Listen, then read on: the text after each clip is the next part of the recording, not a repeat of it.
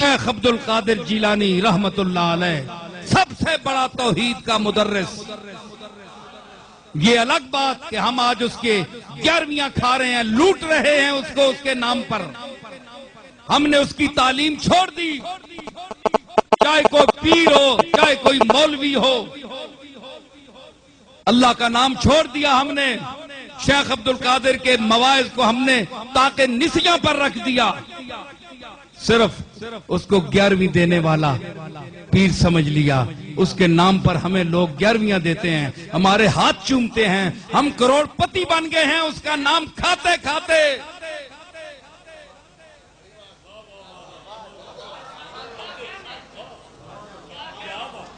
او خدا کا خوف کرو، پیران پیر کو اس کے نام پر لوٹنے والوں، چاہے وہ کوئی اولاد ہو چاہے اولاد سے نہ ہو. جب تک تم شیخ اپنے دادا کی تعلیم کو عام نہیں کرو گے تمہارے اندر برکت نہیں آئے گی، تمہارے چہروں پر تازگی نہیں آئے گی، لوگ ٹوٹ پر تم پروانے کی طرح تم پر نہیں مریں گے. حق کہو، سچ کہو، اللہ کے نام کو بلند کرو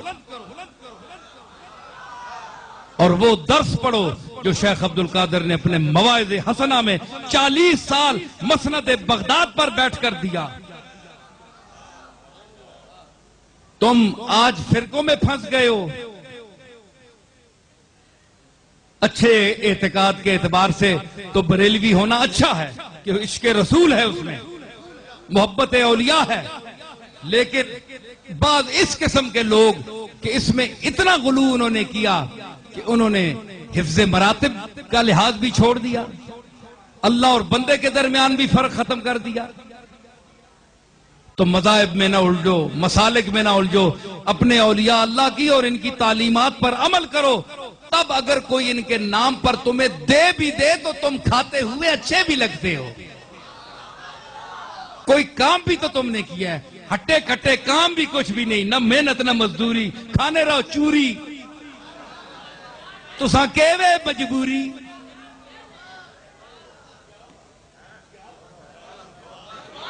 کیا تم سے سوال نہیں ہوگا قیامت کے دن؟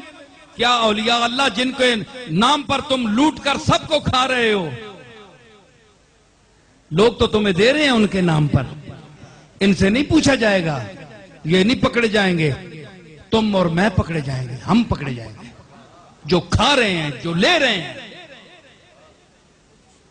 عوام تو محبت میں ان کے نام پر دے رہی ہے، لیکن ہم کیا کر رہے ہیں؟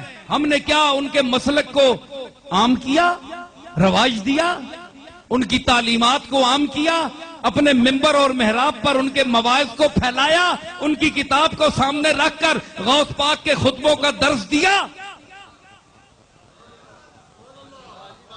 کیوں؟ غوث پاک کا درس جو ہے وہ اللہ کا درس ہے، غوث پاک کا مزاج رسول کا مزاج ہے. اور اس کی دلیل ان کا اپنا کہنا ہے، وَكُلُّ وَلِي لَهُ قَدَمٌ وَإِنِّي عَلَىٰ قَدَمِ النَّبِي بَدْرِ الْكَمَالِ. وہ مزاج نبوت سے آشنا ہے، وہ مزاج نبوت پر بولنے والا ہے، وہ اللہ کی توحید بیان کرتا ہے، وہ سب کو محتاج کہتا ہے. اپنی رونت، اپنا استکبار، اپنی برتری، اپنی بلندی، اس کو چھوٹا کرو، گر جاؤ، گھٹ جاؤ اور مٹی کے ساتھ مٹی مل جاؤ. یہ غوث پاک کا درس ہے.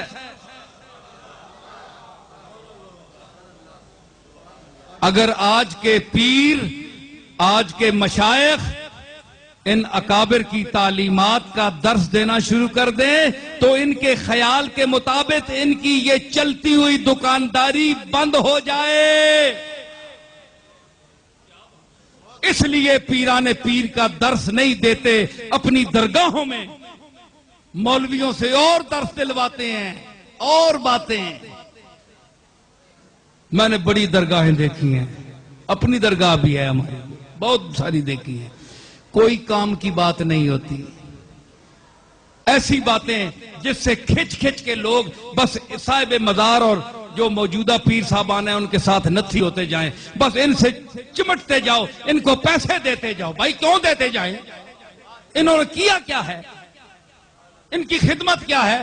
ان کی باپ دادا کی خدمت ہے، ان کی کیا ہے؟ ذاتی خدمت کیا ہے؟ ہمارا کوئی پیسہ حرام کا ہے پہ ان کو دیتے جائیں؟ سمجھ آئی؟ تو کم از کم سوچو، دینے والے بھی سوچیں کہ ہم کن کو دے رہے ہیں اور کیا یہاں ہو رہا ہے۔ کیا کوئی غوث پاک کی تعلیم عام کی جا رہی ہے یا صرف 11ویں منائی؟ 11ویں منانا کوئی سنت تو نہیں ہے، کوئی فرض تو نہیں ہے، کوئی واجب تو نہیں ہے۔ جس کو آپ نے فریضہ سمجھ رکھا ہے یہ کچھ بھی نہیں ہے، ایصال ثواب کی ایک دعا ہے۔ اگر کرتے ہیں آپ تو کر سکتے ہیں، لیکن اس کو ایشو بنا کر لوگوں سے جمع کرنا پیسہ اور لوگوں کی خدمات حاصل کرنا، اس کو ذاتی اپنی تعمیر اور مربوں میں اور ذاتی پراپرٹی بنانے میں خرچ کرنا، یہ غوث پاک سے بددیانتی ہے۔ ایک ایک کا پائی پائی کا قیامت کے دن غوث پاک حساب لے گا۔ دنیا میں تو گل چھڑے اڑا لیں لیکن غوث پاک چھوڑنے والا نہیں ہے، کیونکہ غوث پاک نے جو تعلیم دی ہے وہ اللہ کے لیے دی ہے۔